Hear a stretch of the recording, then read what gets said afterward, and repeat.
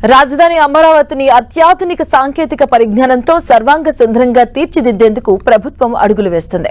సచివాలయంలో ముఖ్యమంత్రి చంద్రబాబు అధ్యక్షతన జరిగిన 56వ సిఆర్డీఏ అథారిటీ సమావేశంలో రాజధాని అభివృద్ధికి సంబంధించి 7 కీలక నిర్ణయాలకు ఆమోదం తెలిపారు.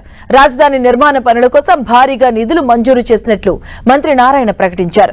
రాజధానిలో సాంకేతిక విప్లవానికి నాంది పలుకుతూ 103.96 కోట్ల రూపాయల అంచనా వ్యయంతో నిర్మించ పెట్టిన అమరావతి క్వాంటమ్ కంప్యూటింగ్ సెంటర్ భవనాల టెండర్లకు అథారిటీ పచ్చజెండా ఊపిందన్నారు. క్వాంటమ్ కంప్యూటింగ్ సెంటర్ అమరావతిని అంతర్జాతీయ సాంకేతిక చిత్రపటంలో నిలబెడుతుందన్నారు.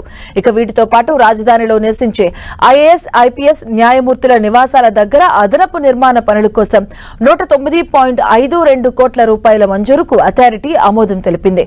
మౌలిక సదుపాయాల కల్పనలో భాగంగా AP CRDA, Amaravati development corporation పాలనా వ్యయాలకు సంబంధించిన ప్రతిపాదనలను కూడా సీఎం సమీక్షించారు. 56వ సిఆర్డీఏ సమావేశంలో కీలక నిర్ణయాలు అమరావతి పునర్నిర్మాణంలో మరో ముందడుగు క్వాంటమ్ కంప్యూటింగ్.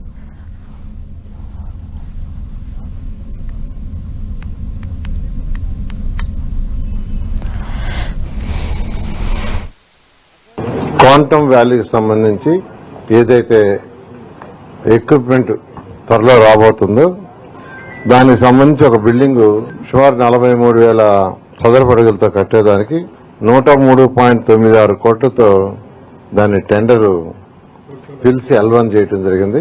103.96 కోట్లు స్పెషల్ బిల్డింగ్. అంటే ఏదైతే అక్కడ క్వాంటమ్ వ్యాలీ మిషన్స్ పెడతారో దానికి కొన్ని కండిషన్స్ ఉన్నాయి. యాక్చువల్ గా ఆ కండిషన్స్ ప్రకారం టెక్నికల్ వాళ్ళు ఇచ్చిన డిజైన్ ప్రకారం చేసేది ఇది. దాన్ని ఈరోజు అథారిటీ యాక్సెప్ట్ చేస్తుంది. 2 acres లో ఆ బిల్డింగ్ కడతారు.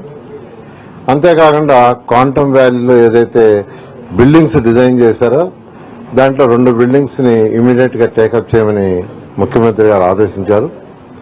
ఒక 2 బిల్డింగ్స్ వెంటనే సిఆర్డీ దాన్ని టేకప్ చేస్తారు.